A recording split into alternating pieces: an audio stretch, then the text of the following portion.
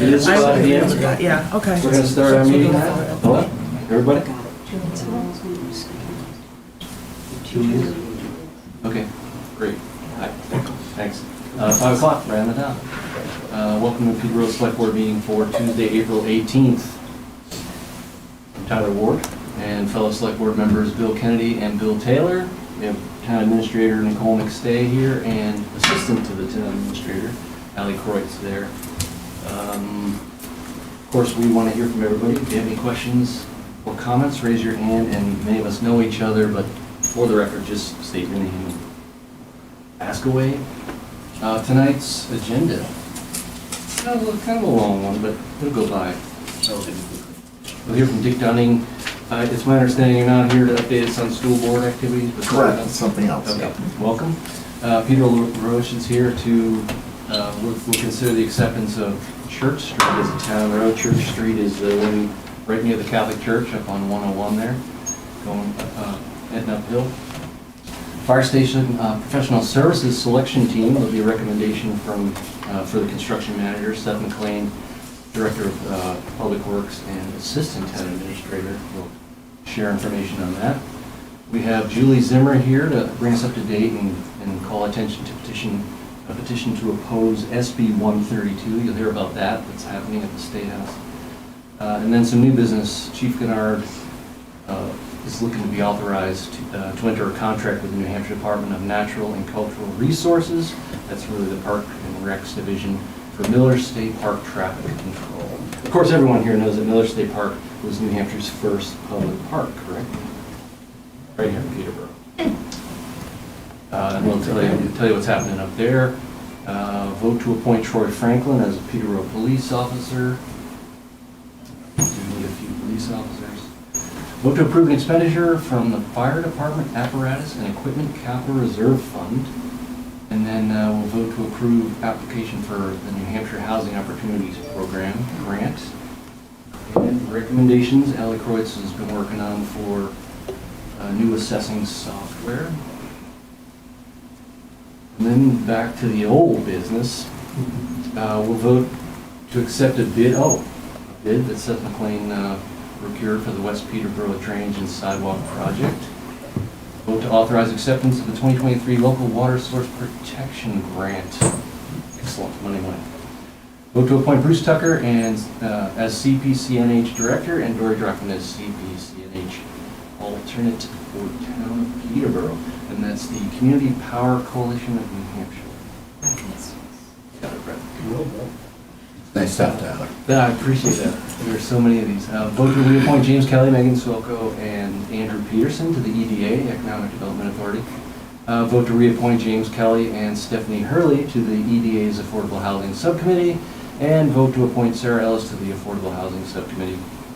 The EDA also to appoint Sean Thompson as an alternate to the Planning Board. And vote to approve some minutes that were nicely written from March 21st, 23. Is that it? There's nothing else? That's it. No problem. All right. We can have it if we run short. Welcome, Dick. Thank you for joining us. So the reason I'm here is in a conversation a few months ago with Nadia McStay, we were discussing the fact that there are no recognition on the memorial wall for the French and Indian and the American Revolution members from Peterborough.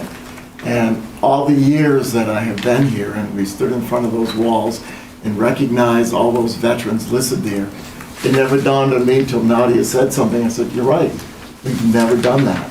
So through her efforts and her research, we came up with the names of the residents of Peterborough that served in the French and Indian and the American Revolution. You'll notice you see some names that looks like they're repeated, like for example, Scott Williams, that actually those are different individuals. It was very common for fathers and sons to have the same names.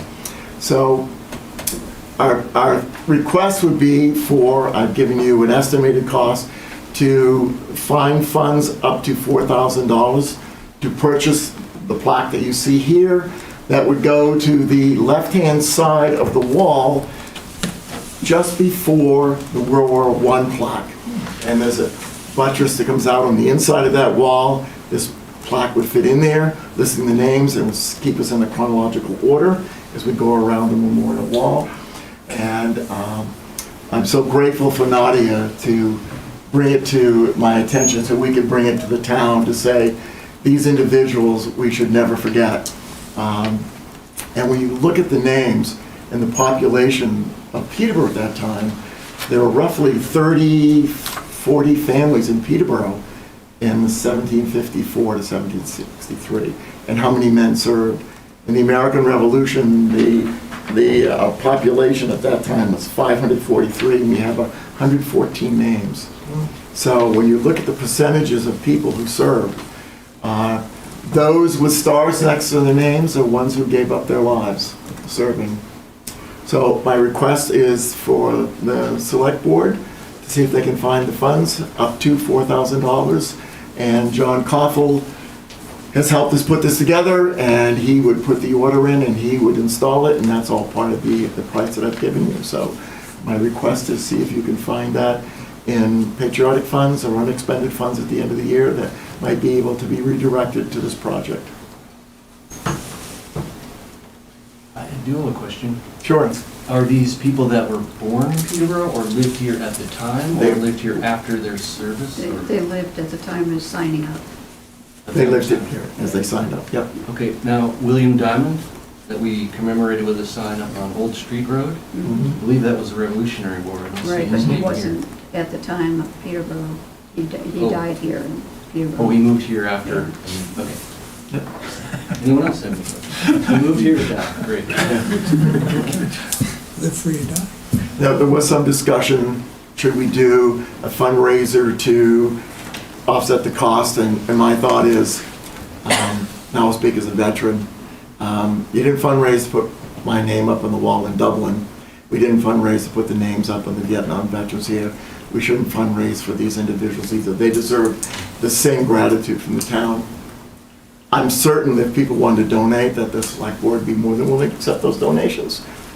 So if people wanted to do that, they certainly could find a way to send it to you, offset the cost. But minimal cost for a grand thing that we should do for these individuals. They should never be forgotten. That's sort of dear to my heart.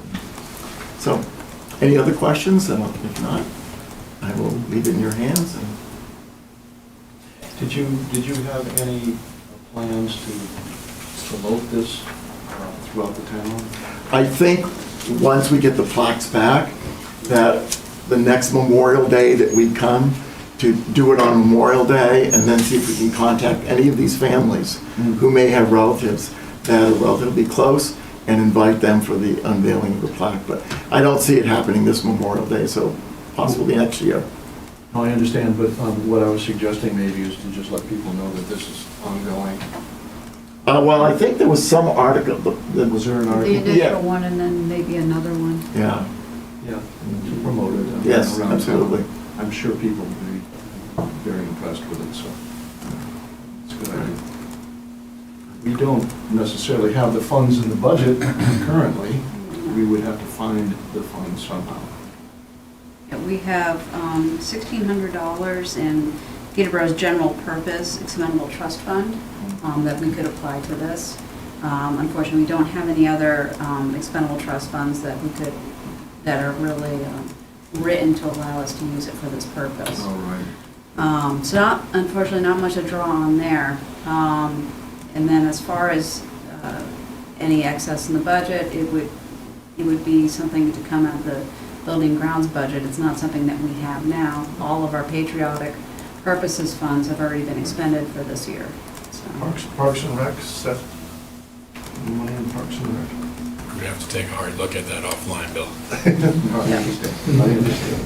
We're really short on money, but, Believe me, I understand. yeah, but I'm confident we can find, we have to sell cookies, huh?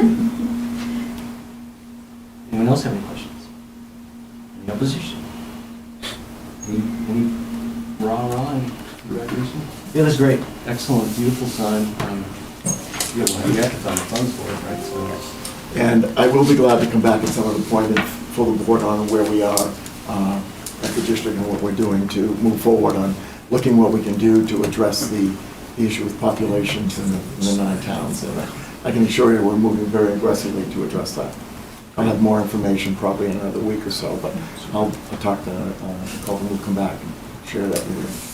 Thank Now, you. Dick, is congratulations in order, aren't you now chair of the Yes, I am board chair, yeah. board chair? Uh-huh. Is that a congratulations? I extend my congratulations. Actually, it's fine. I mean, this is part of my life for so long that it's like, riding a bike, Well, your predecessor Janine is very... She was a good lady, yes, she was, so anyway. She's still around. All right. Well, thank you. Thank you. Thank you. And I'll head off to my board meeting. Thanks a lot. And again, here's the lady that deserves the credit right here. She did the work. Thank you very much. Thank you. Thank you. All right, up next, welcome, Peter. Good evening. You guys want maps too, or just want it up on the, I'm good, I remember this when it went through the Guinard. Is it, it's up on the board, I can watch. Okay. That's fine. Okay. Thank you. yep. Thanks. Jack Feltate and I are we're partners on this development. And this is one of the ones here, and you come in and it's Church Street. And it was approved by the planning board to be a town road. It's a 18-foot paved right away and 2 feet pavement and 2 feet of shoulder. It's a 50-foot right away. And we built it to the town specs, rubbing out in the town, what's his name there, from the road, highway department came and checked to make sure the grubbing was right, and the water lines were inspected by the water department, and the sewer lines, and the drainage. And then, this is a retention pond here, so the drainage goes there to the pond. It's two layers of asphalt, and did all the compassion testing for the gravel and the asphalt, and that all passed to meet all the criteria that it needed to. So I guess we're here to follow through with getting the road accepted by the town. Was this the intention all along when this development happened? Yes, it was from day one. Okay, so the planning board was involved and Yeah. so on and so forth. And it meets all your specifications? It does. I included a memo in the packet I saw that. of relevant specs from the Public Works perspective, and it does, I can confirm that it does. We did site inspections throughout the project, as Peter suggested. The water and sewer gets handled as connections come online, and our utility superintendent was present for all of those. Paving happens, and we would get a call, we would make sure that the paving's going down properly, and then as Peter indicated, they get a third-party compaction result test on both the gravels and the asphalt base to make sure it conforms with minimum state specifications, to which my memo indicates it actually exceeds those specifications. When was this road established? I've got the final coat on it last fall. Oh, sorry. But it had, the base coat was down a year and a half ago, 2 years ago probably. So it's basically brand new. Yeah. So it won't need repair or replacement for quite No. some years. And usually if if there were issues, you'd have them in the first year. This is your neighborhood, Tony, right? No? No. And I do have a question, sorry Al, I'll get to this. We would be accepting from 101 and down to the Hammerhead, nothing to do with... From here, I church? believe the town already has accepted this road Okay, here. that's Yes. already part of the town, we're just going from there to... Correct. Gotcha. And that's in the South Peterborough TIF district? Yes, it is. So repairs would come out of those funds? No, because Not the that's general. not, no, those are, because it's not been identified as a roadway or an activity needing improvement in the TIF plan, it would not be covered by TIF funds. Okay. So now if all of those were built since we made that TIF fund, that means all of their assessed values in that. That is correct, it's all being captured. From day one. Yep. So any improvements are coming from the general fund in the Yes. future, whenever. Yep. Okay. Al, you had your hand? Quick question about culverts. Are all culverts that might be necessary or installed at the time, or are they complete? Yep, everything is complete. The culverts have probably been in for 3, maybe 4 years. The drainage is the first thing you put in so you can get rid of the water. And the water pipes were tested with, I don't know how many PSI company came in and tested it. I don't have that in my memory. go back to that. No, it was, because they, UT something, same ones that did it down off 202 there. The reason I mentioned the TIF fund is because I remember when this was being proposed and it went through planning board, and you guys were very particular and you followed you can see all the work that was done on it. But part of the tight neighborhood was, the benefit of that is paying for road maintenance over the lifespan of the road and how effective it is when you have more assessed value on that road. And so that money's getting captured in the South Peterborough TIF fund, so the rest of the South Peterborough will benefit from those monies that will certainly overpay for what the town would end up spending on any maintenance on this road. Absolutely. You know, in the life. So, yeah, I think it's a winning situation. Anything else from the board? Anyone in the audience have any questions? All right, and acceptance of town road means mandatory candy at Halloween, correct? No competition. High Street? No competition. I imagine that's probably a good place for Halloween. Yeah, we were waiting this year, we didn't get very many again, I'm sorry to say. So the next step after this, if the select board would like to, we can move it to a public hearing, which we'll schedule probably, obviously for after town meeting at this point. Yeah, do you need us to vote on it for the public hearing? To move it to public hearing. Sure, I'd make that motion to move this to public hearing. Second. All those in favor? All in favor? Aye. Great, thanks, Peter. Thank you very much. Yes, thanks, Peter. Seth MacLean. Right. Pretty pictures. Oh, sir. Not too many, not too many. Thanks, guys. Thank you. While we wait for the PowerPoint, I just gotta say, Jonah, that's a hell of a suit, man. Thank you. Hell of a suit. I really appreciate it. He's competing with our state senator. I'm trying.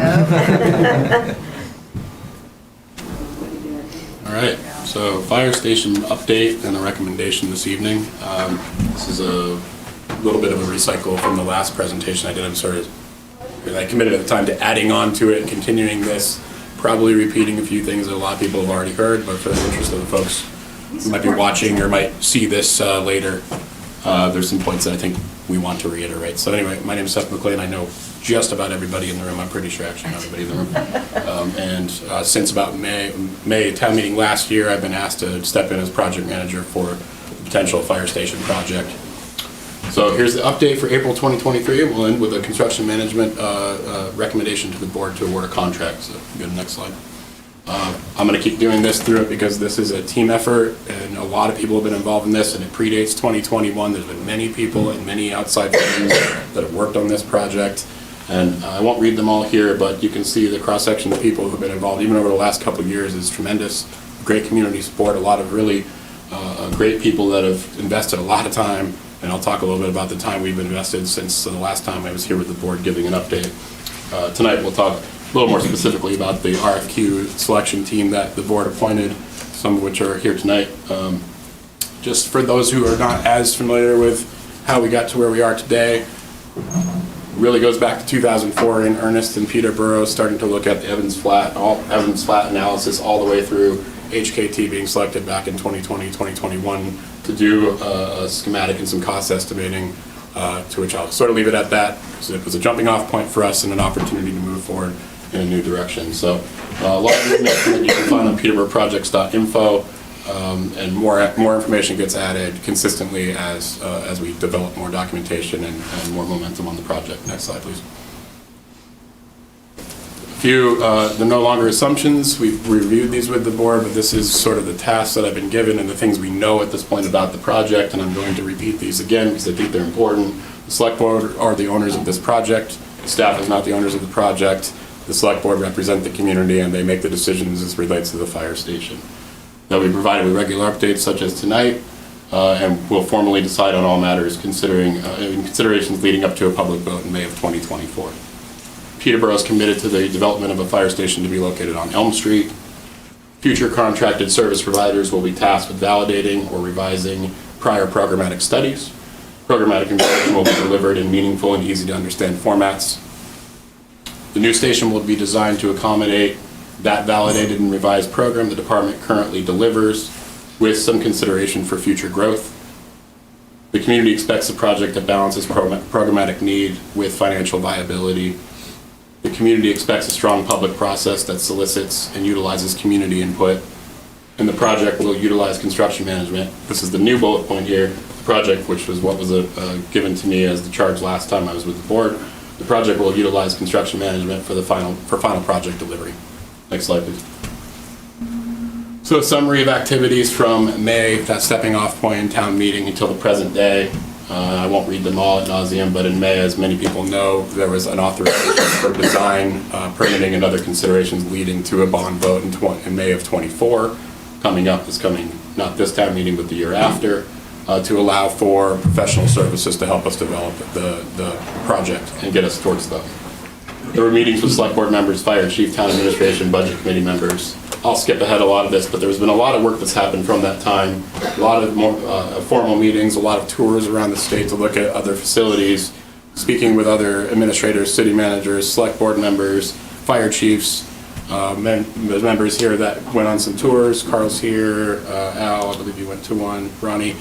Folks on the budget committee were very interested to get a good sense of what have other communities done, what are these projects really valued at, how much can we learn from other communities as we incorporate into our own ideas as we move forward.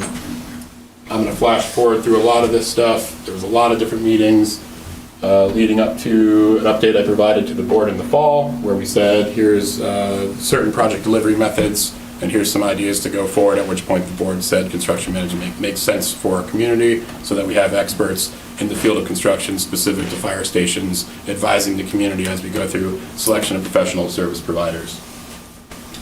December through March of '23, update to the select board tonight, where we're going to talk a little bit more about select. I'm sorry, I'm jumping back a little bit. That was the meeting I just discussed, and which leads me to the work that we've done from about December on. If you could go to the next slide. That recommendation again was the formation of a RFQ selection team for construction management and architectural services, because when we were working on a couple different premises coming from various constituencies within the community. Community input was very resounding that at the time leading up to that vote in May of last year, that total project value was very important to this community, meaning it was too expensive the way we were talking about it last time. There were questions about programming. Community engagement was also really important to people in our community. They wanted to make sure that there was an opportunity for them to be able to voice their opinions on the project as a community. Select board gave strong direction. Community engagement was very important, total project value, and we wanted to make sure we were evaluating alternatives. Obviously, there's much other input that came in, but some major takeaways from my conversations, meetings, and everything that a lot of people learned leading up to where we're at today. And then, of course, we want to be mindful of design and construction challenges as we went through this process, ultimately leading us towards what made sense for this community of construction management so that we can get it on good footing. And I'll talk a little bit more about construction management just as a quick summary in a moment, but we decided at the time it made sense to select construction management first to help advise our community on the path forward, followed by architecture, which will be talk a little bit more in a moment. Next slide, please. We elected to go with construction management and a pre-construction services format for a number of pretty important reasons, and that's where we're still at today. We needed to understand and assist and define our preliminary program and establish better project goals, and we wanted outside professional construction expertise to help us do that. Preparation of a master schedule to keep us on track for our budget process this coming year and eventually May town vote of '24. We need regular cost estimates and help with regular value engineering because these are expensive projects. We want to make sure we have good control over the total cost of this project as we lead it towards a vote. We wanted to make sure that we had construction experts looking at the evaluation of alternatives, including design reuse and a phased construction approach, assuming our total project value may exceed what we can actually bite off as a community in the short term. We wanted to look at existing work that's already been done, including programmatic studies from a construction mindset as opposed to an architecture mindset. We want our construction manager to look at the site analysis, take a look at whether we cited properly, whether the former architects were looking at it in a complete, robust way. So that's one of the things they're going to jump right into in a moment. We want help assist with the assistance of selecting an architect and subcontractor engineers. We figure the construction industry knows best and have worked with a lot of different firms who can help advise us in making a good choice for our community. We needed assistance with the coordination of community engagement, which is a huge piece for us, making sure that we are doing everything we can to reach out to our community and get as much input as we can as we go through this process. And we obviously needed to make sure, like I already mentioned, that we're addressing constructability and scheduling issues early in the process. Construction is a difficult field, made only more difficult through the pandemic with shortage of materials, supplies, and cost increases. So wanted to make sure we had the experts helping us keep things as tamped down as possible as we move through and make good decisions about our total project value. We are from there, once the selection is made, and we're going to talk about that in a moment, because our team did make a selection, which we're recommending tonight. We will then jump into architecture and engineering, mostly architecture with some advising on engineering. We will coordinate and execute our community input strategy, which is going to come out of a lot of this work. And then, of course, design development, which includes doing a programmatic study or validating the present programmatic study. There will certainly most likely be revisions to that. Leads to schematic design, construction documents, town meeting of 24, and with an affirmative vote, construction following shortly thereafter. Next slide, please. The RFQ development selection team, which we have failed to sort of name ourselves, probably on me, but that's what we're doing, so that's the title. Consists of some of the folks you have in the room tonight who gave a tremendous amount of time to this to get us to this point where we can make a recommendation. Bill Taylor, who has been very, very invested in this for a long time now and toured all over the state with me over the summer, along with a lot of other folks, but Bill went to every meeting and has been at every one of our meetings and has been a real champion for this project, including a meeting last week to sort of get our ducks in a row leading to this recommendation. Ed Walker, who couldn't be here tonight due to a family conflict, but the fire chief has been very invested in this, attending our meetings, working and engaging with our RFQ team. Carl Nabzino's here. Carl was a part of our RFQ committee and has been incredibly helpful through this process, both as a budget committee member and a member of our community. Tim Hurley, he's our code enforcement officer. He has a construction background. He's worked with many of the firms and construction management firms that we were interviewing and provided great perspective from a practical construction and enforcement perspective. Sarah Steinberg is not here, but she's a member of our planning board and many of us know her. She's very involved in town initiatives and has been at all of our meetings and right in the weeds on this project as well. Tony Cassidy's here. He comes to us from the Energy Committee, an appointment from Mr. Kennedy, and has been a member of our team and made a lot of valuable contributions to our process, which I'll talk a little bit about our process as it was in a moment. Mandy showed up. Hi, Mandy. Is our treasurer. I didn't see you. Just in time. She said she would, so. Mandy's been working in various capacities of the town for many years and has been very invested in this project, providing, again, great balance to our group and a great perspective. Carol's here. Carol Nelson, working currently as EDA subcommittee, but you've worked on many different boards and committees and initiatives, and we all know Carol. She cares deeply about this town, is heavily invested in the outcomes of big projects like this, and has, again, been a great member of our team so far. And then myself, I've already introduced myself. So that's the team that got us through a number of meetings that were held. We started right in December with a kickoff meeting where we started talking about our task ahead, which was to develop a RFQ for the selection of construction management firm. That went through many iterations. The staff would draft one, send it out to the group, we'd get edits back, suggestions, and we'd make a few different passes at it until we finally settled on a document that we could use. In addition to that, we worked on putting a scoring rubric together, or matrix, so that we could do the best we can to make sure that we're grading the firms that we're both submitting, grading the submissions that came into our solicitation, and then doing another grading of their interviews, which were conducted in this room. We held a number of meetings to get all that together, which culminated in the bid period for construction management services through an RFQ process, which culminated with 2 days where we did interviews of 4 firms. We had 6 submissions in total, and we interviewed the following firms: Harvey Construction, DEW Construction, Hutter Construction, and North Branch Construction. They sent their teams here, their project manager that they were going to designate to our project, and usually a senior manager and a cost estimator, a number of other people who were on their staff came and spoke to us and made their pitch to us of why they made the most sense for our project in this community. After a fairly rigorous process and a fairly robust scoring process, we deliberated and we unanimously chose Harvey Construction to enter into negotiations for construction management services. All firms represented great, outstanding firms. Everyone had something to offer, very experienced, but in the end, our group, in summary, felt that Harvey was the best fit for what we needed to do in this community and made the best pitch for our community, and that was a unanimous vote to enter negotiations with Harvey. Next slide.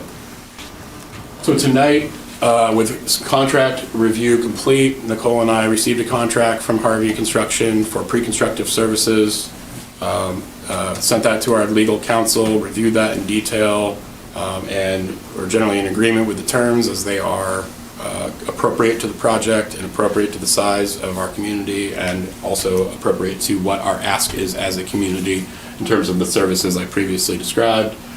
Tonight you'll hopefully consider that and allow us to enter into formal agreement with Harvey with your blessing. Regardless of that conversation tonight, Harvey's planning to meet with our RFQ selection team next week. We have a meeting on Monday where we'll be asking them, okay, we've got you on board hopefully, and we want your ideas now on our architect selection process, to which I'm sure they have some great ideas. As I said, Bill and I met with them last week to get a little bit of the lay of the land, and I left that meeting, as I told the folks on our committee, fairly enthusiastic that their gears were already spinning and they had some great ideas for our project, and a mindset of taking a holistic look at where we're at and maybe how we can narrow our scope a little bit and start thinking about our project on the footing it's on now. Following that, architect selection and project review meeting, which will start next week. I'll just do a quick recap of what the rest of the tentative schedule looks like at this point. We're expecting to make our selection in consultation with our construction manager and our team in May. Report back to the select board in May with another recommendation similar to this, with the selection hopefully in hand. From that point, that's where the project really starts to get real again, and we're back into community engagement, outreach, and trying to hone us in on a design that makes sense for this community, working with our service providers. Again, getting us through design development and working towards approved, workable bidding construction documents. That leads us hopefully to the January 2024 public budget hearing process and May of 24 town vote. With any good favor in the community, we'll be looking to get out to bid and start the construction phase of this project in June of 2024. So again, tonight is having gone through this work, and I'll sit down in a second, and if any of the members of the committee have anything they want to add to that, I certainly don't want to be the total mouthpiece here, but we feel comfortable with the contract that's been provided, and we look for your blessing to enter into a formal arrangement with Harvey Construction. Thank you, Seth. Anyone on the board have any further questions? You probably know everything about it, right? Quite a bit. Yeah. Bill Kennedy, no? You want to reveal the scores that each of those companies? Oh, I didn't bring the scores with me. They were, I mean, anyone remembers them. I didn't bring that level of detail. They all scored fairly high. They were very good. And in the end, it just came down to what we felt as a group was the best fit for the community, but very competitive. It's information I can certainly pull together, but I don't have it on me right now, though. Well, I do know that Harvey had participated in the library project. They did, yeah. Did a great job on that. They came in under budget, as I recall. Right. But do they have any direct experience with fire stations? They do. They're building the Summersworth facility that we toured this summer, and we received a glowing review from the city manager, fire chief, and members of staff while we were there. They have participated in a number of large publicly funded projects from fire stations, police stations. They worked in the city of Dover, Nashua, a lot of medical institutions, quite a extensive resume of publicly funded projects. Excellent.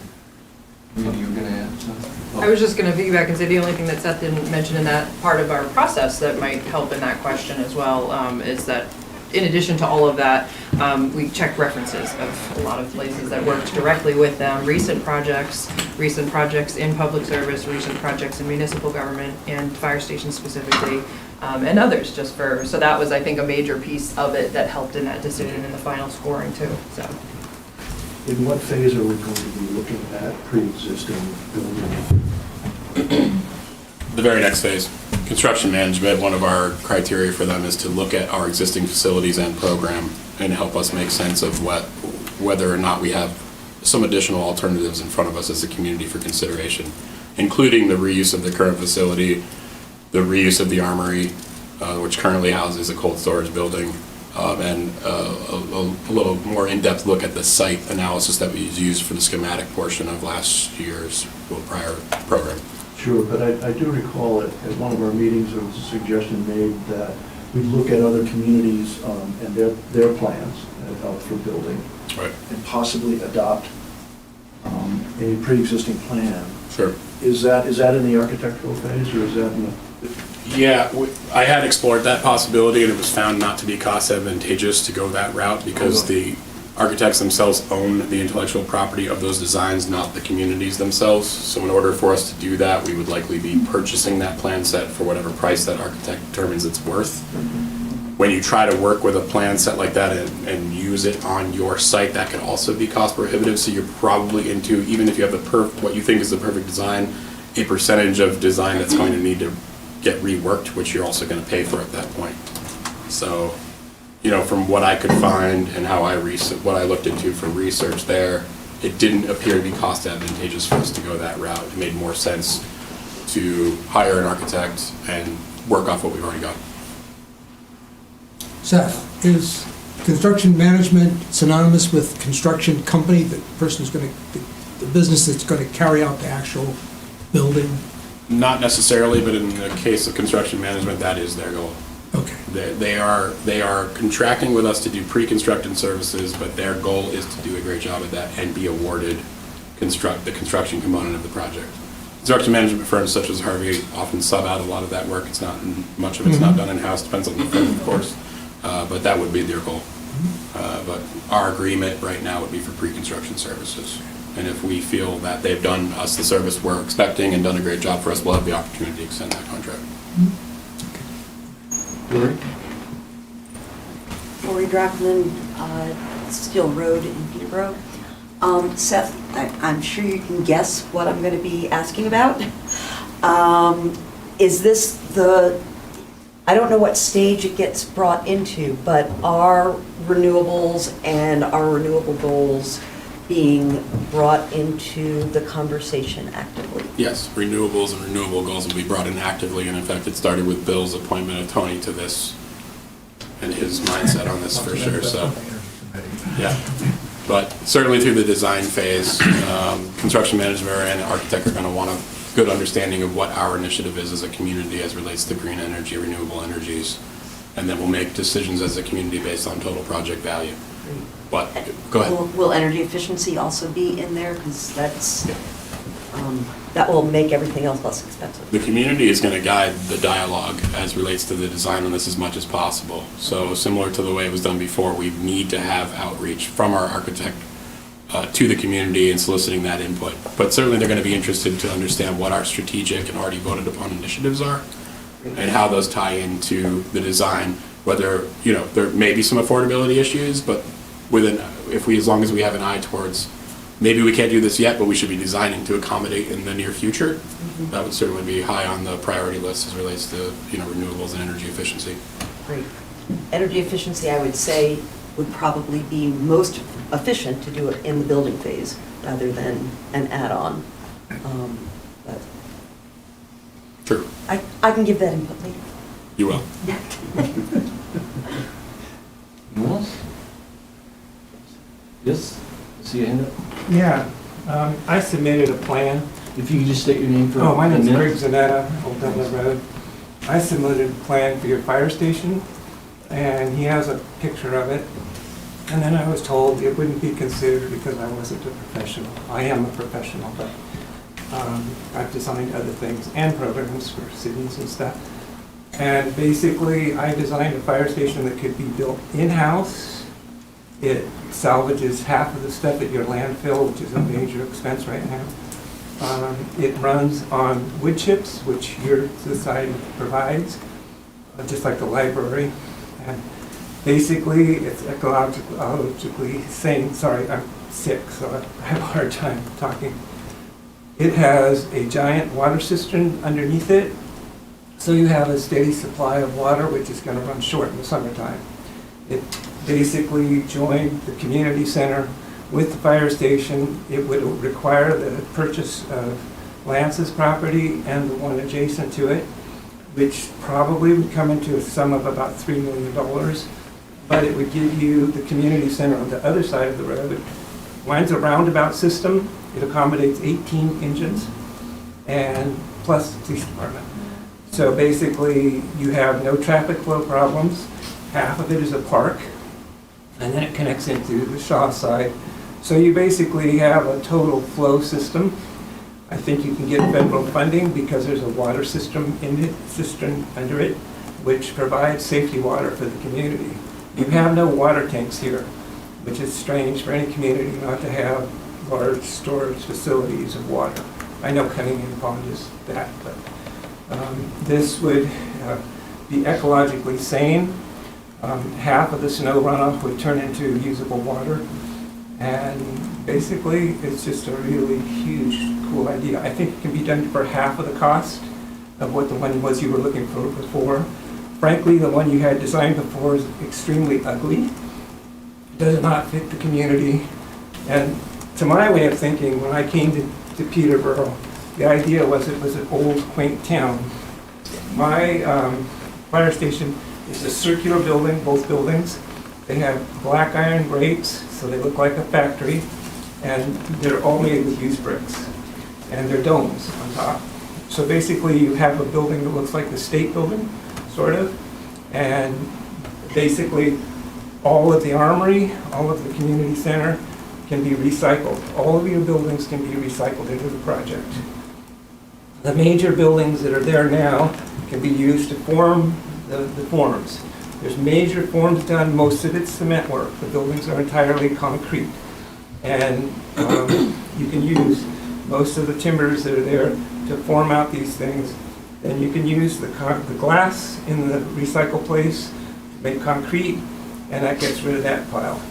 And basically, everything can be made out of stuff that's already on the site. You're going to have to dig up the site anyway. What nobody has mentioned here is you're going to probably have a $2 million to $3 million cleanup bill. Now, my thing is dig the holes anyway to put these structures in, the base structures. All of that could actually be done in-house. Seth could almost actually be the construction manager if he has the experience. I don't know. And I have a problem with Harvey because the guy that ran the project lives here in Peterborough. So there's some questions. And the library's already falling apart. And, you got major problems over there, including the heating system.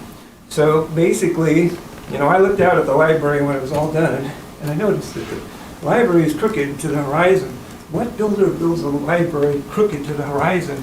So, but anyway. Thank you for that comment about the library, but let's stick to this. So I'm just saying. And I appreciate your offer. For my part, I would sell you the design for $50,000, almost complete. And you can buy my design as just an object of art, and then you own it. So you don't have to, and any architect or engineer can finish out the design, and it will meet all of the specs. So this was just, I sit here, I was going to present it a long time ago, and like I said, Seth has a copy of what I did. But I have major big drawings which could be shown in the library. You could get tons of public support on this thing. And it would be part of the community rather than something, frankly, I did not vote for the fire department thing because, again, we were railroaded into something that we didn't want, And so I see the need for the fire department. And my other thought on the other one was to keep the other fire department where it is. You put a rescue engine in it, I'm from Monterey, and we had rescue engines. You don't even have rescue engines here, which are four-wheel drive trucks with, because we used to have mountains, and they have to, the cars go over the mountains, and then keep an ambulance there, and keep that one open as well. And then they could service that side of 202, and then this would service this side. So you wouldn't have to be crossing any bridges, going through any part of town. These sound like great ideas. There will be, sorry, thank you, Craig. Seth, there will be a process where an architect will be selected, right? Yes. Through the similar process that the Yes. construction manager? The community-led team will make the selection on architectural services. Great, after much input. Yes. Excellent. Does anyone else have any questions or anything to add? Are we ready to vote on construction manager? I'll make the motion. And I'll second. All those in favor? Great work. Thank you everybody for doing all that work. That's hard work. Yeah, really an outstanding team of people and have given a lot of their time during the week. Hard to get that many people together at the same place at the same time, but we have a really outstanding team, and I'm really appreciative of all the time they put into it. Are you going to continue with this team, this committee? I certainly hope they're willing to continue on. Okay, That's their you decision to didn't make, but we have exhaust a good group of people that are really committed to practical projects, so. Great. But they're, obviously the team expands larger, than what we're doing right now into full community engagement, and the team becomes the community at that point. Sure. Great. Thank you. Great, thank you. Thank you, sir. All right, up next, Julie Zimmer. Glad we could get you on. Thank you for alerting us to this. Thank you so much for getting us on the agenda right at the last minute. And thank you, Jonah, for coming all the way from Concord. Absolutely. Appreciate Oh, yeah, it so much. thank you, Joe. I didn't realize you were here for this. Thank you. A coalition of, I'm going to read because I don't want to ramble, and so forgive me for that, but a coalition of New Hampshire communities and organizations I am representing invites you to support, invites your support in opposition to Senate Bill 132. It's a proposal that will come before the House Municipal and County Government Committee on Thursday, April 20th, and I believe Jonah will be speaking at that moment. And these are the stakeholder objections to this bill. The bill is a measure that would force local police to enforce federal immigration detainers. These detainers are not signed by a judge and do not go through due process, meaning that people can be detained without a judge concluding there was probable cause. This is potential legal exposure for our community because being undocumented by itself is not a crime. We know that this can lead to, and has in the past, led to the detention of U.S. citizens. Black and brown granite staters have been disproportionately targeted in the enforcement of these federal immigration policies. The bill is costly because it diverts our law enforcement resources from building and protecting our community. It also erodes the community trust that our law enforcement is working so hard to build, because when people believe that an interaction with a local or state agency, especially the police, is likely to trigger a call to immigration authorities, they will not seek help, they will not report crimes, and they will not cooperate with the police to fight crime. As an example, in 2018 in Exeter, the police department detained an undocumented person after that person helped the department with a criminal investigation. That's how the person came to their attention. So makes a lot of sense. I think I'd like you to note that the bill title itself is called Anti-Sanctuary, the Anti-Sanctuary Bill, and I feel that's a very narrow and misleading definition of the provisions in the legislation. The bill would nullify welcoming policies already enacted by New Hampshire municipalities. It would authorize the state attorney general and others to act against any local activity or policy, granting them standing to bring a suit against that and to recover attorney fees from cities and schools and institutions. And as a hypothetical, you could have a first grader who was undocumented. Perhaps their parents came here on a visa that expired. Perhaps lots of different ways that can happen. And if our school is educating and has a policy to educate all children, that would come into question and they could be prosecuted. I have some ways that I'll explain more about how you can support that. But I'm gonna let Jonah speak here. Well, thank you, Julie, and this is all Julie. I just got an email earlier today, and I was happy to come speak against it, and I do plan to speak on April 20th, and if any of you can make it to House of Municipal and County Government on the 20th to speak against this, I urge you to do that as well. Julie gave a good explanation as to why I think this bill is so egregious. This is a clear violation of people's due process rights, and one of the main principles of the United States, its Constitution, the Declaration of Independence, is that every citizen and human being living under it has a right to due process. And this legislation puts that into question. We cannot have children being prosecuted for the quote-unquote crime of not having their papers. This is not a totalitarian society. This is a free society, and every child deserves a good education, and every human being deserves a welcoming community. Peterborough has the resources, and luckily is that.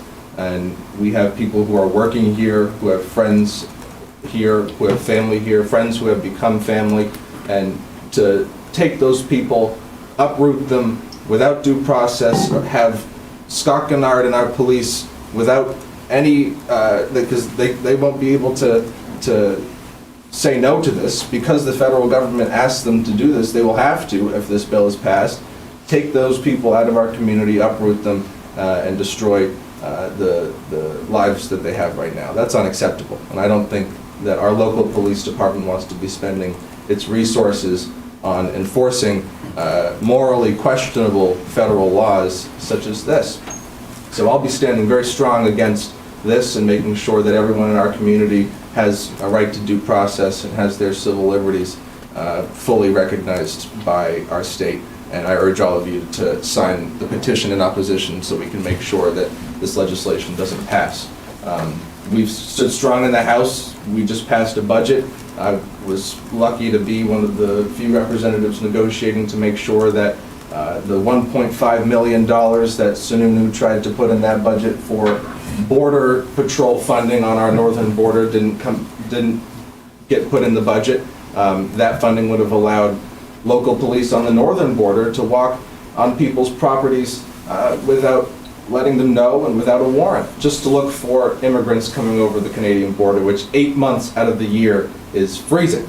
So we have a serious issue here, a national narrative that's trying to uproot people from their communities, dehumanize them, and make us think that somehow being undocumented is a terrible thing that we need to go after. And I'll end by saying that most of these undocumented people, and what's most morally egregious about this to me, is that they are coming from South America or Southeast Asia or Africa, places which are in third, fourth world conditions, apocalyptic conditions, because American corporations and American government policies have subjected those people to those conditions. So when they, looking for the only place and refuge that they can find in this world, come to the United States, we are going to say to them, we're arresting you without due process. After we've destroyed their homes, they come to us and we say, we're going to destroy the last thing you have, which is your autonomy.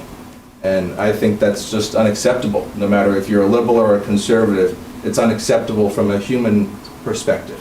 And I will be standing very strong against it and urge you all to sign the petition to do so, and thank Julie for her great work on this issue. So, thank you. Thank you, John. And the petition is, the ways to object would be, the main way would probably be to add a signature to the letter of opposition that's already been written. We have 10 or 12 cities, municipalities on it so far. And there's a link that I have delivered and will give you again for that.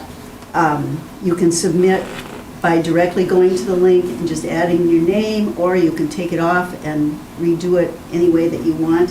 And if the link doesn't work for you, I have another address that you can just send it to and say, please add us to the letter, because I know sometimes those Google Docs can get away from us. And this letter can be emailed to the committee, the House Municipal and County Government Committee at ledge.state.nh.us. I'll give this to you. And other ways to oppose the bill would be to sign in remotely on their form, to make a public statement in the media, or to invite our local law enforcement to add their name to a letter that has been composed from several cities' law enforcement people. So I will pass this on to you. And I think Nicole has been a wonderful help with sending that on. Did anybody have any questions or want to add anything? I have some questions. Go ahead. Yeah, I would like to add that this bill is a personal affront on a town like Peterborough, where 6 years ago, we voted to not have to do this exact thing. And Chief Guinard was good with it. He gave it its blessing, and the town put that in, he codified it. And so this is an affront on us, and we have to, every one of us in our community should call your reps, or which thank you, Jonah, for being absolutely the humanitarian or please, thank you. And but go to the NH State website and get on the form and fill out. The bills are coming down the pipe that are oppressive, and they're picking out every marginalized community. They're picking them out, and if we miss them, we're gonna lose people. So sorry. It was recently some bills that were very offensive to my family. Thankfully, they didn't pass because of the good work of many of our representatives. But please, thank you for bringing this at the last hour. I mean, Wednesday, I didn't know about it. And thank you. There's so much we don't know about that's happening. These things do come up really quickly, and organizing with people who, there are lawyers and a lot of people involved in this network that we have, and it takes time. So we really appreciate your being able to respond quickly. Thank you. And it really is an affront on local control. We talk about that all the time. And you cannot be good on that issue when it comes to one thing and ignore it when it comes to another. I've got a couple questions. Yeah. First of all, this is a Senate bill. Yep. You're not in the Senate. Nope. What's Donovan's, Fenton's position on He this? wrote Do you know? me that it was a horrible bill. Good. So I think he's 100% behind it. Good, okay. Behind you. Is there an equivalent House bill? Not that I know of. We voted on most of the House bills. I don't think there was an equivalent House Okay. bill. So I think this is one of the last weeks of hearings before crossover, isn't it? Crossover was on the 6th, Yeah, Oh, it's on actually. the sixth, okay. Okay, So this is, we're all doing Senate bills now, so gotcha. Unfortunately, this passed the Senate, but we have a chance to kill it in the House. There are, I think, enough liberty-minded Republicans who vote with us on this stuff that it could pass, just like the Border Patrol funding and the notifications of immigration checkpoints. I think we have a good shot at it, but it's about attendance, so. Well, you got my support. Well, thank you, Bill. Anyone else have anything to add? I guess, just a clarification, this is a state bill, this is state law, not federal law. Right. Okay, good, because there were a couple of times when I thought I heard federal law, and I Well, just... it's state law which says that the local police have to enforce whatever, so if ICE makes a detainment issue for someone here in Peterborough, Scott Guinard will have to carry out the issue that ICE has made, even though it hasn't gone to a judge or in the courts or anything like that. Okay, And thank currently, you. when something like that comes up, the Peterborough police officers do not arrest that person, even if there's a note on their record from immigration control. What they'll do is they'll notify immigration control if that person is in the community, as they're required to do. That's the extent of it. And then it's up to them to come down from Boston or Manchester or wherever they need to come out of to make that connection, as it were. Okay, so we need to vote, or if we want to sign this? You vote by signing it, right? Okay. Fair enough. Or do we want to make a joint statement with this as a select board? Sure. I I would definitely as a select. Okay, so I make the motion that we draft a select board statement of this, for which we can then in the future send and sue. Who's going to draft that tomorrow, today? So. Or we can use the template. We use the template. It's, We have the Word document, so it's. yeah, so I can copy, I mean, certainly can drop that if you want to stick around or come in tomorrow, whichever you prefer. I will stick around. Okay. Does that run on the 20th? Yeah, today's the 18th. It's possible that the letter has to be signed before noon tomorrow. And it's possible that you can go right to the Google Doc and just type in the signature right there, and you'll see the other cities that are on it. Yeah.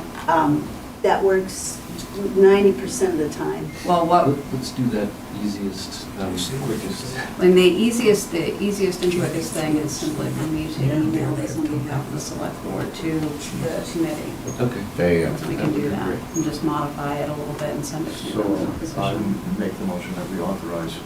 Second, Nicole. Thank you. All those in favor? Thank you. Thank you for getting it to our attention. Joe, thank you last minute getting here. Absolutely, thank you. Okay, up next, speaking of Chief Guinard. Speaking of Chief Guinard, this is an annual contract that we obviously patrol up Packmanadnock to Miller State Park and provide parking enforcement there. The state of New Hampshire requires us annually to redo a contract with them. We do get compensated for it. This is during fall, Primarily during the peak season, hot watch. hot watch. Yeah. I'd make a motion to, is anybody against this? You have to take it up with Chief. I'd make a motion we vote to authorize Chief Guinard to enter that contract. I'll second that. All those in favor? Aye. Aye. All right. The next one is to appoint Troy Franklin as Peterborough Police Officer. Mr. Franklin has accepted a preliminary offer of employment. He's passed all the background checks. Another condition of that preliminary offer is that he enter Police Academy and successfully complete the certification program, become a certified police officer. So, before he can do that, however, the Police Academy requires that anyone who even gets on the wait list to go into the Police Academy be appointed as an officer by the Select Board. So, he still is not a full employee of the town of Peterborough. He is employed elsewhere at this time, but we need to have you make the appointment so that we'll be able to just get him on the schedule. Is there a financial obligation here?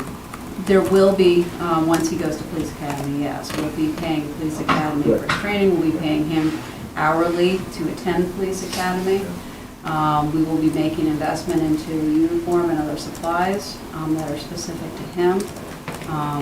But, you know, hopefully by this fall, we will have another officer fully trained and out of patrol, which we will desperately need. Right now, we are 3 officers down and about to be 4, so. He starts the academy June 1st. I believe that's correct. If we can get him in the queue now. Oh, I think he just has to be appointed before he starts. Yeah. I'd make a motion that we appoint Troy as Peterborough. Second. All those in favor? Aye. Next up, Fire Department apparatus and equipment capital reserve expenditure. Yes, we are looking for a reimbursement of $127,064.07 for the cost of refurbishing engine 1. We have that money set aside exactly for this purpose in the Fire Department apparatus and equipment capital reserve fund. And that work is already completed or to be completed? Already completed. Well, we have to pay it. I think that's- Yeah. Congress, for I'll make that motion to approve that. I'll second. I got to ride across that, the first vehicle across the Main Street Bridge, and that was it. Yep. Very highlighted. Okay, great. We should vote up. Oh, did you? All in favor? Second. All in favor? That was further discussion, sorry. Good catch. Yeah, all in favor. Yeah. Right. All right. New Hampshire Housing Opportunities Program grant. Who's Danica? I'm here. Community Planning Director, welcome. Thank you. Yeah, so there are 3 levels of this HOP grant that we're looking at. I'm looking to apply for the second tier where we bring in a consultant who will create recommendations and for the primary purpose of making housing an easier thing to develop in town, primarily multifamily. The things that we would be asking them to make recommendations on are going to be the zoning, site plan review regulations, subdivision, and our current RSA 79E district, which is for community revitalization tax relief incentives. Right now, it only encompasses the downtown commercial district and the village commercial district. There have been talks in the past about expanding it, but that could be something that we have this consultant analyze further to come back and make recommendations for in the future. Great. Yeah. I thought I read somewhere in there there were deadlines. There are. So the deadline for the Tier 2 grant that I'm looking to do is June 30th of this year. So I have a little bit of time, but it is on a rolling basis. So as soon as I get an application, and I try and get back to you within 2 weeks. Hit the ground running would be preferred. And I assume that they're still accepting applications and there's still money available because it did say that as long as money's available. Right. So I have been in contact with the State Department about it just so that they're aware that we are looking at applying. They've said that there should be plenty to go around through the end of the month, but I don't see any issue going forward. Depending on how long this meeting goes.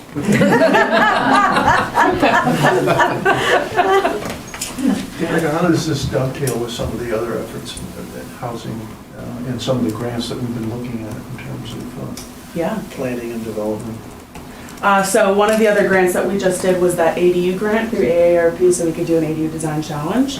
One of the thoughts of school of thoughts there was that if we can make the ADU process easier for the average homeowner to do, we could likely get more ADUs in town. Right now, we maybe have a dozen that are registered that we know of.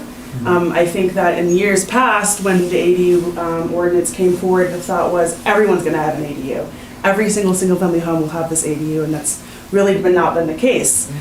With the more recent master plan update, it was identified in the housing chapter that the most preferred form of housing would be smaller, more manageable dwelling units, and those would accomplish a housing need for 2 cohorts that we really need. One is younger population who are growing professionals, they don't have a huge income, but the other is older adults who are looking to downsize their homes. And so through that ADU work, that's where we ended up with the AARP grant. And so this is dovetailing with that really nicely because we did not get as much of the housing related stuff updated for the zoning amendment this year. So we'd like to really focus heavily on that in the coming year.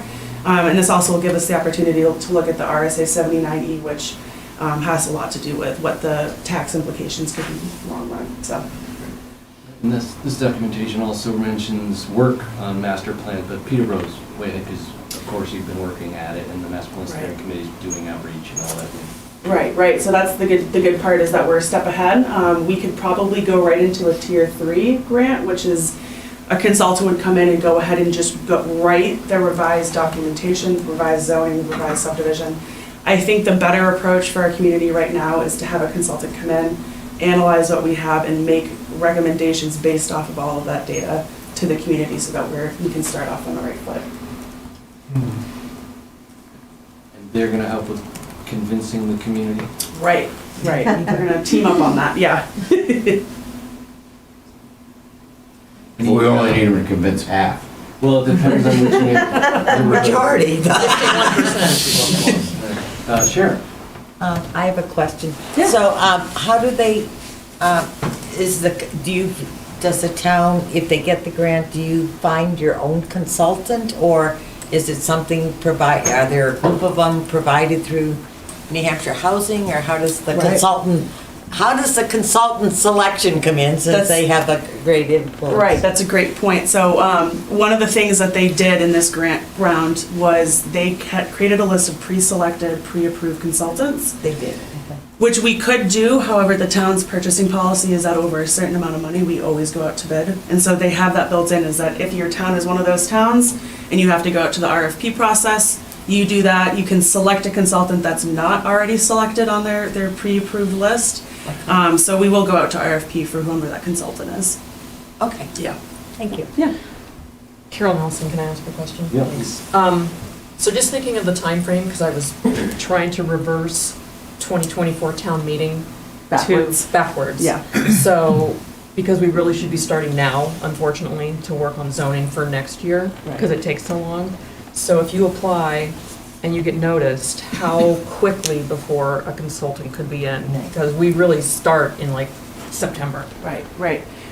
Ideally, they say it's about a 4-week turnaround time. Whether or not that's true, I remain to be seen. That's what I've heard from other towns, is that they usually hear back about their grant application within 2 weeks. A lot of the ones that the towns who have a pre-selected consultant can hit the ground running right away, because we'll have to go through that RFP process, add another month to that. But I do suspect that we'll kick it off. If we get approved, we'll kick it off probably July 1, hopefully. Okay. Yeah. Great. Yeah, Thank you. so at least not September. Right. Oh, that's interesting. You say that It's out your own loud, maybe? policy. I can, if you like. It's up to the select board, but if it's, the purchasing policy is your own policy, so you can choose to waive the RFP process if you would like to go with a list of already vetted consultants and speed up that process. Yeah, that might be an option. And I can provide the list to you guys. There are a few on there that I've worked with in different jobs in the past who I'm familiar with.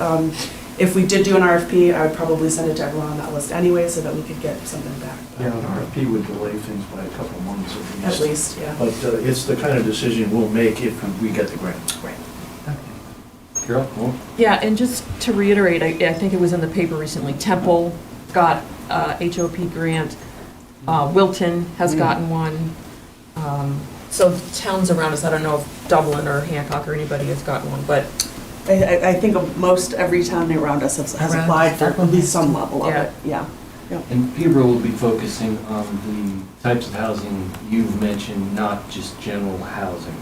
Not Single-family all- homes won't be a priority, because those are, and duplexes really, because those are all allowed by right really in any district. I think what we're gonna be looking at is streamlining the processes that currently exist in our zoning, because we have so much confusing and conflicting information right now.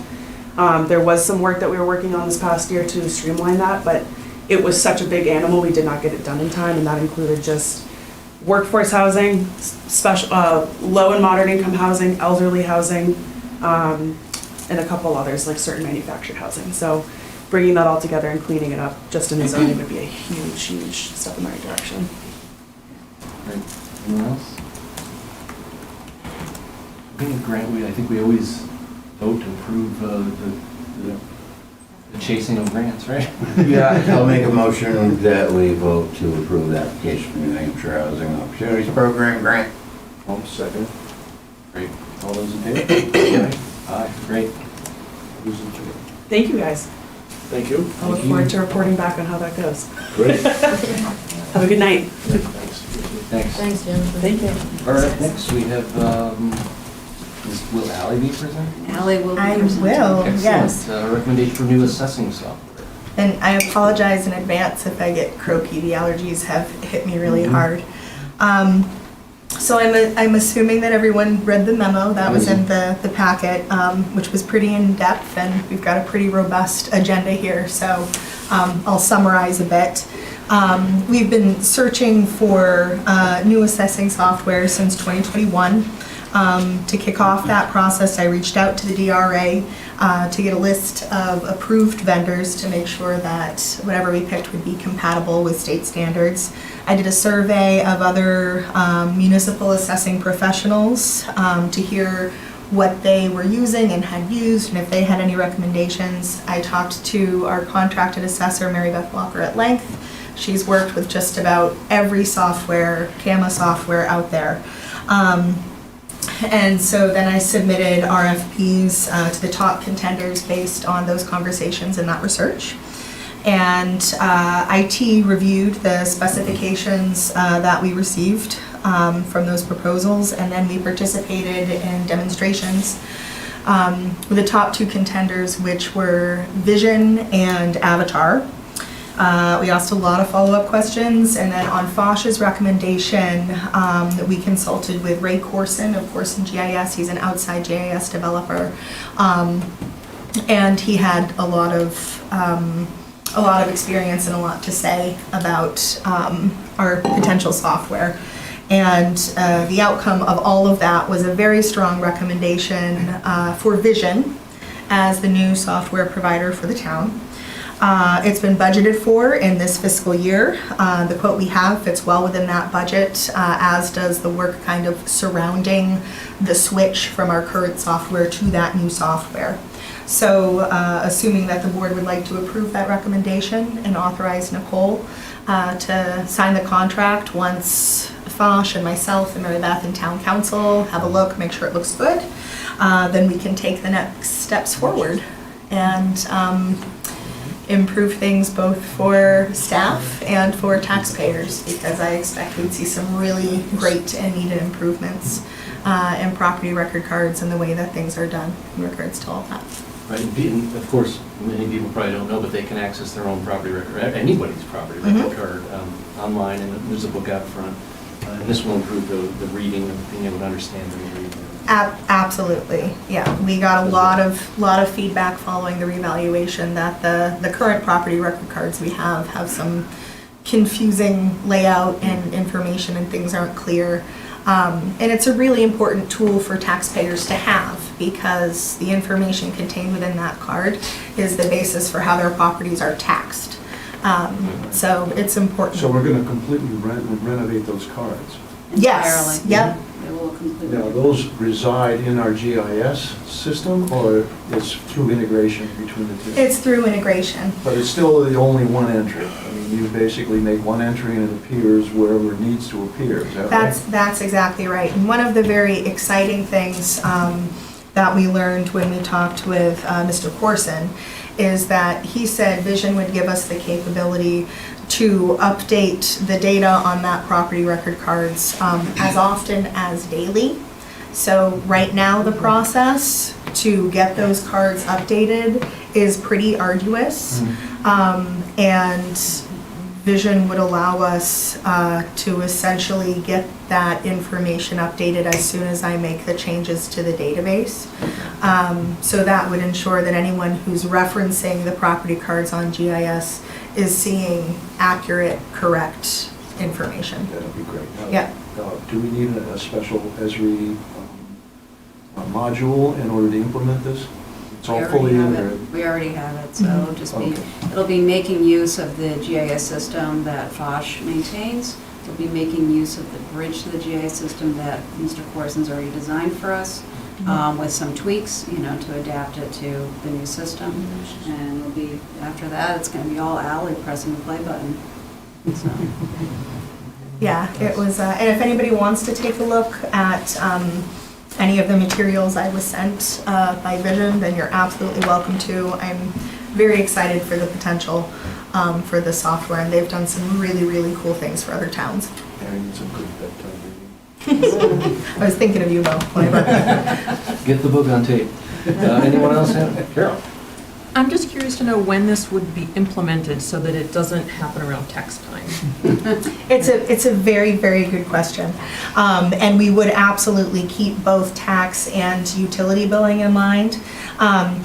So Vision said that the process from start to finish is about 5 to 7 months. But both Mary Beth and Fosh said it would be prudent to plan for at least a year. So what we could do is we would run our current software and the new software concurrently, and we do have that built into the budget as well, so that as the information is brought over and put into the new system, we're making sure that everything looks good there. We're continuing to do things as we have been in IAS, our current software. So when taxes go out, when the spring bill goes out, it's absolutely going to be on the old software. When the fall bill goes out, it's going to be on the old software. But then going into 2024, we'll be ready to hit play essentially and go live with the new software. So while all the behind the scenes work is happening on the new software, we can continue to use that old software. And then once we get up and running with the new software, we'll make sure that there's adequate time so that it won't interfere with tax billing. We definitely don't want to do midstream in a tax year. No, either. no, and so it would go live in probably the end of 2024. So the winter bill and leading up to that, we would be using the new software. Great, thank you. Mhm. Excellent. Any other questions? All right. Do we need to vote on it or just give our blessing? Yes. Vote to accept the proposal. I make a motion to vote, to accept that proposal. Second. All those in favor? Aye. Aye. Great work, Al. Thank you. Yeah, very well done. All right, next up. Let's see. We're back to Seth. Oh, boy. Put that graphic up, I think Yep. it'll just make things a little bit easier. Remember which one? Yeah, it's a little tough to read, but I just figured for illustrative purposes for anyone that's interested. So this is actually a little bit older project that got a little bit derailed because of the pandemic and the lack of available contracting at the time, and then of course the insanity of that was construction pricing early in the pandemic. So this went out to bid 21, I think, originally. We missed our bid windows, and we had a contractor that was interested in sort of renegotiating with us and making some design changes, and we said, no, we're going to wait. We don't know how the construction market's going to settle at this point, and we'll put this back up. You just want to orient folks? Yeah, we're getting to that. Thank you, though. It's just a little context. But in any case, this project's been back out to bid this past year. What you're looking at is Union Street. This is Old Dublin Road, so 101 is right about here if you're familiar with that area. This project's a relatively simple civil engineering project. It does a couple of things. We've had a lot of erosion issues. If you've driven that corner recently, you've probably seen it lately. It's really bad right in this section. This culvert has failed many years ago, has been dislodged and had to have been worked on a few times by the town. This culvert here, that you see here, is undersized. It's right near Robb Farm Road. And there's a lot of grading issues and a lot of drainage problems in this area, which is consequently causing the roadway, which this town invested in a few years before I got here. This was one of the first sections of the TIF-funded Union Street improvements to erode quicker. So in any case, this project was brought forward by the West Peterborough TIF, and they said, we'd like you to look at this area. There's been a lot of problems in here that I've just stated. So it addresses a number of drainage considerations, adds some pedestrian improvements here where the sidewalk currently terminates here. It wraps up to Robb Farm Road, connects into what was once a private area, but now is a public sidewalk. Crosswalk striping, the sidewalk would be extended down to Old Dublin Road, and cross over here connecting to the condominiums that are on this end. Currently there's no safe pedestrian access on that end. Again, we do a lot of grading to allow for better stormwater. There's a small portion of sewer realignment that's happening here because the sewer pipe presently sits underneath the culvert pipe, which is not exactly how you want that to be in case you have to work on either. So that'll be reoriented, regraded, culverts upgraded, and some pedestrian enhancements. So flash forward to our bidding process, which took place a couple months ago, a month ago. It just ended while I was on vacation, actually. And we did receive one bid from Mountain Shade LLC out of Jaffrey, who's a company that has been hired for many projects in the region, but the town has worked with them. They built the Riverwalk parking lot, for example. We received one responsive bid in the amount of $301,145.19 between myself and the civil engineering firm I'm working with on this project. We reviewed the bids. We found them to be responsive, and we found that Mountain Shade, through both our experience, their references, their bid bond amounts, insurances, and relevant experience, is qualified, capable, and underbid for the project. So I'm recommending that the board consider and accept the bid from Mountain Shade, which will allow us to sign agreements with them tomorrow, which will lead to this project finally being wrapped up and constructed early this summer. And using West Peterborough TIF funding. Thank you for reminding me. 100% funded by the West Peterborough TIF fund. Outside of the monies that I use from my salary to work on the project. And that's a comparable number to what we received years ago? We received a bid slightly lower than that at the time, but again, We received 200, I believe it was 288,000, so we're a little bit over that at the time. We made the recommendation at the time, not knowing what the construction market was going to look like, to curb that, hoping that things would level off. They have leveled off, but they continue to escalate from that time. So missed a little bit, but all the more reason that and the TIF sunsetting soon to proceed with the project at this point. Well, and now it'll last a couple of years longer, because it's now a couple of years old. Any other questions?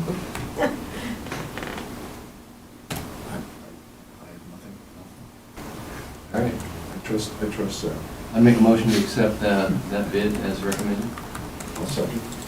All those anybody have any questions before we set it in stone? All those in favor? Aye. Aye. Great, thank you, Seth. Welcome back, Seth. A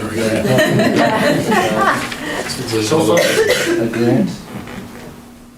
We had previously applied for the 2023 Local Source Water Protection Grant through the New Hampshire Department of Environmental Services.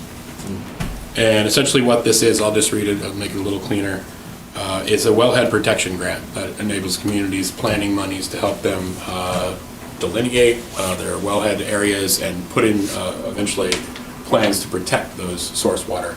I'll sum it up very quickly with, it's a lot cheaper to protect what you have for natural resources than it is to develop natural resources, and the intent of this grant would be to do that. The deliverables on this for our specific program are as follows.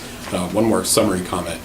I was a little surprised to learn this when I came to this community. There's actually never been any efforts in the community to establish a scientifically defensible wellhead protection area around sole source protection wells in Peterborough.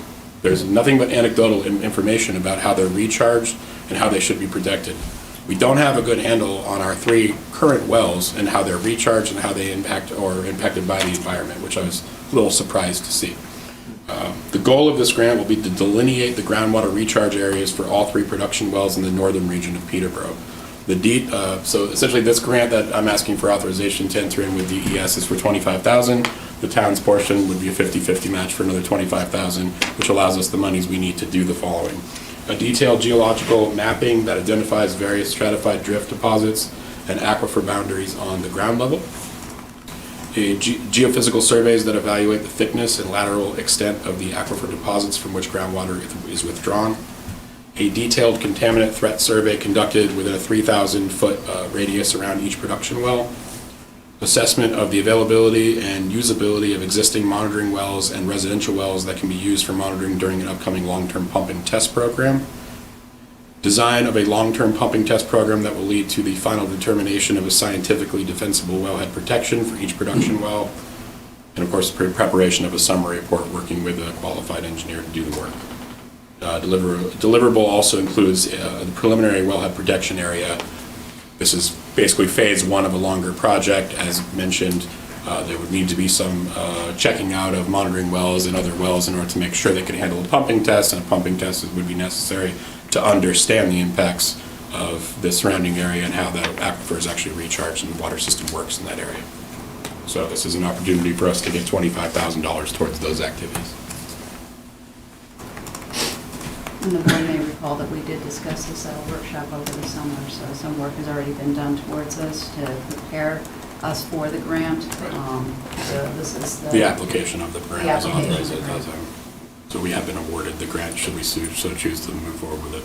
Now the Northern Wells, the new collaboration with Jaffrey on the Steve. Coldstone Springs. Coldstone, Yep. Steve. The new well. Easy for you to say. It's a tongue twister. That all that's going to be worked out in the construction of it, right? So we don't need to assess it, so this. Right. Right, that's already been done. Yeah. So these are for existing wells. Right. Okay. At least, I just urge you to support this, our We're not. annual conference. Anyways. Yeah, I'm just saying, at the Natural Resources Scientists Annual Conference this year, it was all the new funds for the DES. This is part of their outreach programs. They realized, the pressure is on for more housing in the state, and you can't have more housing unless you have more, you have drinking water, okay? And so this is the result of. And so the DES needs to do more outreach or working with communities to help them understand, you know, how to protect their drinking water and how much capacity, you know, anyways, for sustainable growth, that's all. Can I build on the point you? Oh, I love it. Yeah, I'd Sharon love was to touching on smart development practices as you get into housing, which we're currently engaged in. We'll benefit from understanding practical and responsible development within the wellhead protection areas as well, which currently we can only say, well, we're close to a well, but we don't understand. Yeah, we don't know why. So, Yeah, go ahead. sorry, thanks. Karen Nelson, so this information, once you have it, will it then go into the GIS? So when we look at it, right now, I mean, there's all these selections on the left-hand side, which I don't think have water. Yes, They have some water. We have but- wellhead Yeah. protection. But so this will feed into Yes, that, is what I'm definitely. asking. Mhm. It'll give us an opportunity to update the wellhead protection area with actual measurable data, which we don't have Yes. right now. Right. And we have it in the zoning ordinance. We have, you know, it's in the groundwater protection and this and, you know what I mean? So, Right. it'd be nice if we actually had solid information. Great. For basis. Down to the ability to understand how our community is impacted by these regular drought events as well, which we currently follow state guidance on because we have no way, we've never done the geological studies that help us to understand how to make those decisions for ourselves. So I'm just curious what the timeline is on that, because it kind of ties into Yeah. what Danica's working on too with her HOP grant. It does. I have to know. Sorry, bear with me one moment. I do have that listed here. I just want to quote myself. I mean, it kind of ties in with the new All things are software. connected. I know. Of course, I'm probably running past it. If memory serves, Carol, a 9-month time frame from award. I just want to make sure I have that correct. And we're 9 to 10 months. accepting the award. 9 to 10 months. Yes, you're accepting the award, so we're going to be able to file the acceptance paperwork and get started, I would assume next month, probably. Fairly quickly, Yeah, yes. it'd be pretty fast. Yeah. We budgeted for those matching funds already? So the matching funds will come out of the sewer fund, So- and you as sewer commissioners have complete control over the expenditures there. We do have plenty of money in the fund to be able to match this. Yeah, we do have some discretionary funding in that budget for engineering-related and planning activities. So there's plenty there to draw from. It's certainly not unbudgeted. We may need to overrun that line, but that's fine. That's something that you're able to vote to overrun as needed. In charge of the sewers. Al, did you have something to have? Great, Seth. I'd make a motion that we accept that grant fund. Second. All those in favor? Aye. All right, start. Thank you. If I could just give a quick kudos to Nate Brown, our utilities superintendent, who worked on this grant with me, and Emery and Garrett Groundwater Company as well. Nate put a lot of work into this and deserves credit for a lot of this. It's great. I've got a question for you, Seth. Yes. What have you been doing with all the extra time you have on your hands? I go to Disney. Thanks, Bill. We stay very busy. I know. All right, I know you guys stuck around the whole time. Bruce Tucker and Dory Drockman are here. And I think, do you have anything to add? We're going to appoint you to this. It's also very likely to be a very short appointment, because CPC&H is going to go through a board restructuring, but we need to have, we need to be able to be there. Okay, so are you ready for this? I'm going to make a motion that we appoint and reappoint everybody that is looking to get involved here and re-involved, rather than naming everybody. Why don't you throw in the minutes too, while we're With at it? this, there may be contention about it. I have a 10-minute speech prepared to. Right up front, Tony. Yeah, definitely. So, with the caveat that we thank everybody for volunteering for all these committees that make the town run. So, do I have a second? Second. And all those in favor? Aye. Aye. And Megan was here. Great, excellent, more help. Some of these people I don't know, but Both too late now. some of these people I, We'll meet them, we'll see them. And then we have minutes for March 21st.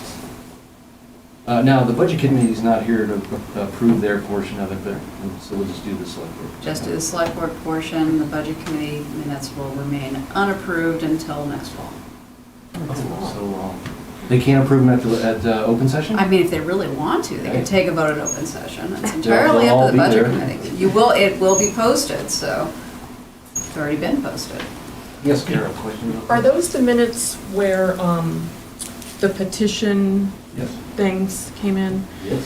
Can I ask a question? Because that was a citizen that was bringing them forward, that citizen was sitting at the table with the budget committee, could we ask in the future that any citizen that's on a board sit in the audience? I actually asked. I believe I mentioned that, and somebody said it doesn't matter. Yeah, I guess we both asked, and it didn't matter, and that's why I made the point of But the stating- impression is, Right. That's exactly why I brought it up. right. That's why. It doesn't matter. So who does that? Does the select board ask that that person sit in? I guess as chair, I didn't follow through with it because I didn't follow through with it. But that's why I did mention that it was a particular person and not from the budget committee. So, and that's captured in the minutes, so we're Okay. covered Yeah. there. Okay. But yes, that is a great point, and I had that happen to me on planning board where I was at I the remember table. that, yes. Yeah, and I wanted to actually advocate for somebody, but I had recused myself from that project, and they had asked me to leave the table, so that was in my mind too, yeah. Yeah, I have been at many meetings where people have left the table and sat in the audience, So, and I felt yeah, like that was a missed opportunity. Who said it didn't matter? It was me. I mean, technically, it's not a requirement. The selectmen don't have rules about how those things are conducted if there's a conflict of interest. It's just always been, generally, folks have complied because that's the right thing to do, not necessarily because it's a necessary thing to do. The planning board and the ZBA have rules, have a rule in their rules of procedure that requires anyone who is recused from a meeting to step off of the table. Yeah. So So that's really the difference. And that's what was in my mind when I asked you about this. Got it. Yes. Yeah. Maybe the budget committee, which just changed their Charter. could possibly amend their charter. Right, well, and two of the petition warrant articles had nothing to do with the budget committee. Carl? Yeah, I was going to say that the Budget Committee cannot change its charter, that has to be done by the town, but the Budget Committee has also drafted rules for the Budget Committee, that is, internal rules. And I can expect we'll modify it to make this kind of a statement. We haven't passed those internal rules yet, so there's no delay in doing that. Any questions? Thanks. I'd make a motion that we approve those minutes. Second. As written. For the select board portion. And we have a second. All those in favor? Aye. Aye. Good questions, thank you. Are we done? Anybody have anything new to add? Motion to adjourn? Wait, Thank you. I've been waiting for public, as a person of the public, to Yes. be heard by you. I was supposed to be on the agenda, but because of some misconceptions, I came in yesterday morning because I was waiting for Nicole to get back. And I was told I couldn't be on the agenda.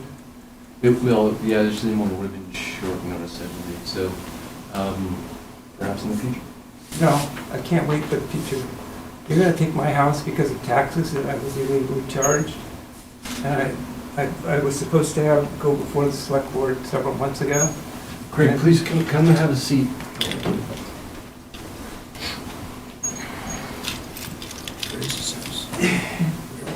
They moved into the house 9 years ago, or almost 9 years ago. What we didn't know is that the town of Peterborough had cheated us on our taxes. So I was working with Leo to begin with, and then finally I was working with Rodney, and Rodney said he would take care of it, and then he just left. And in the meantime, we've come up on a balloon payment for money we don't owe. Currently, for taxes that I paid over and above what I was supposed to, and I was working on this from the very beginning, you owe me $8,000. And you're trying to get $9,000 from me. And we were working on a balloon payment for coming up in May, and Beth said, well, maybe you're gonna move it to October. I don't want the town of Peterborough taking my house for $2,000 that I don't owe you. And consequently, in the 9 years I've been there, you've done a huge amount of damage to my property and me, health-wise. And I'm now dying because I'm sick. But I don't want my wife, she doesn't know what's going on. And even though she's been working with Ally, they don't know what's going on. And I was promised that this would be taken care of. The first 4 years we were there, we paid $7,000. And we worked with the same company that Leo was working with. The company was corrupt. You know, they came over and they appraised our house twice. The guy that did it, his wife was dying. He didn't want to change his appraisal. So we bought the house at $150,000, and you were charging us $230,000 in taxes. My father was a tax appraiser. I know all about taxes. And everything you did was illegal from the beginning. And all as I'm here to do now is to get you to fix it before May 1st, or at least minimally sign something saying that you can't take my house until a judge hears it, which a judge will hear it. Because so far, I'm looking at least charging you anywhere from $100,000 to $1 million for damaging my health. Your plow trucks have trapped me in my house, and the driver of your plow truck is reckless, and he can't see, and so he's been plowing all of the snow into my driveway, and he wrecked it. I spent 4 years and $5,000, redoing the front of my house, and he plowed it all up. And I had to go in the hospital in the last storm because when I got out there, I had to try to get our car out because my wife was frozen in the house. I literally froze. There was a 6-foot wall that asshole had put into my driveway, and the ambulance had to come and get me, and because you don't have a shelter here where I could go and get warm, I had to go in the hospital, and I stayed there all night in the emergency where there was nobody. And the ambulance had to take me all the way around because there was no access, and I'm like, what the hell?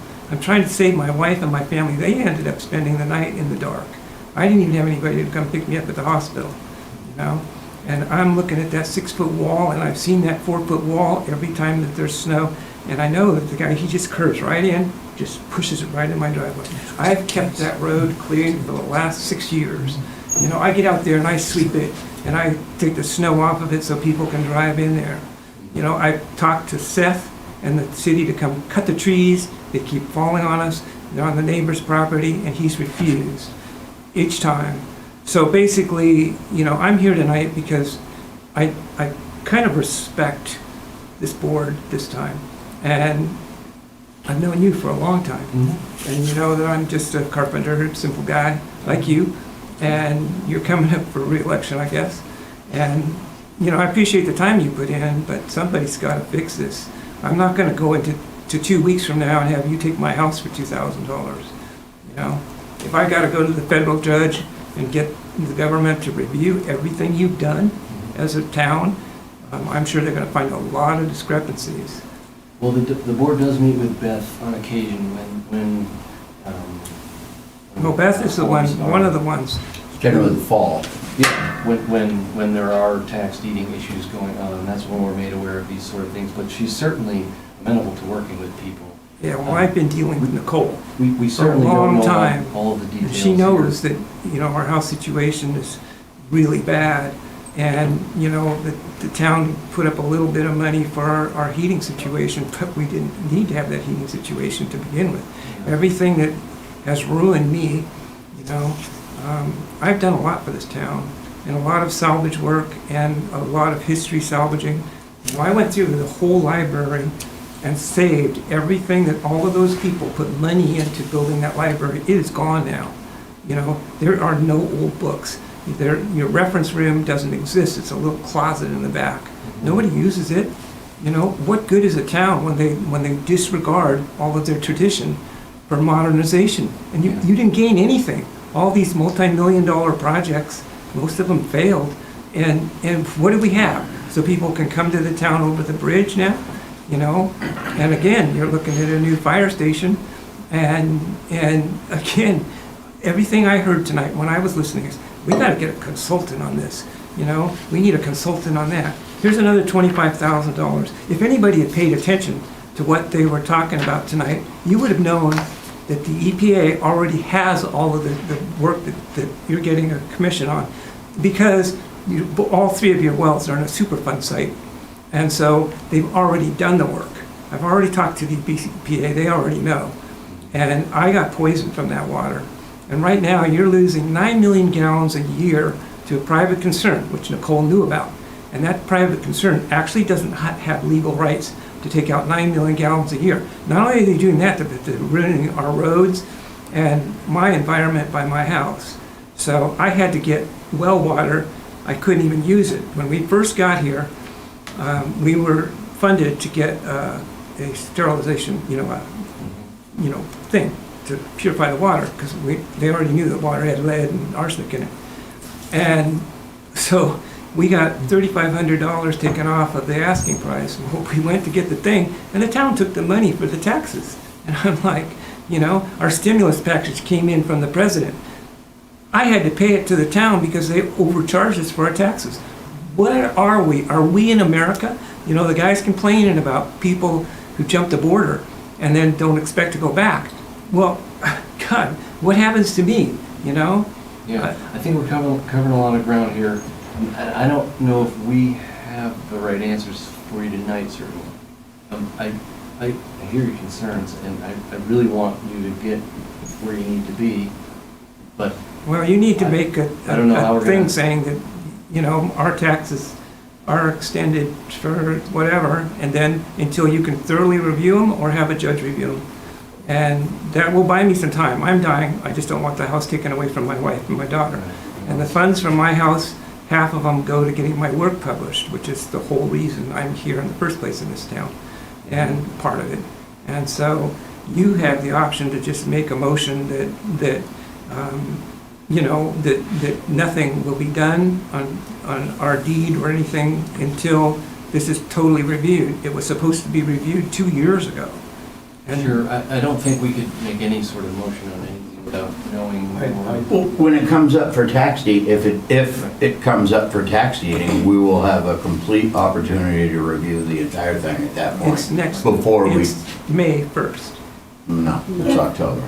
If I may, I did speak to Beth Marsh about the current status of taxes, and she said that there were no current plans to move forward with deeding the house, and that you were not in danger of the town taking your house at this time. And officially, that date came up as May.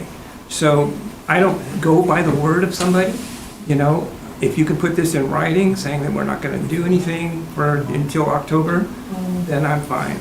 And I still will go back and have you review it. If that's something Beth could do, or... Okay, great. So they'll have a conversation with Beth. I'm sorry to hear about your health. I really am. And, well, I didn't know. I gave everything I had to this place, and you don't know. I picked up something in the barn and, trying to redo it, and what happened. So I just don't want all my work to go that way of everybody else's work. It's understandable. All right, thank you, Craig. Yeah. Thanks. And so I would check into those water statistics, because you already have them. Okay. And one thing he didn't say is, does anybody know where the well is that they're sharing with Jaffrey, the location of it? Yeah. Is it by the old well? It's on a completely different aquifer. Not really sure what, we're just having an open discussion about anything we feel like at this point. Nowhere near the south side, no. Right. Okay, I just was wondering if it shared a border with Jaffrey, because there's some issues there, so. Thank you. Anyway, thanks for hearing me. Did we vote to... Sorry I stepped on your fire department thing, but no, that's fair. My plan was a really good one, and it really would have saved you millions of dollars. Plus, it would have given Peterborough a really good reputation for having done something ecologically sound. Thank you. I'm passionate about what I do, and one thing I do is design things for people. Take it easy. Thanks. Take care.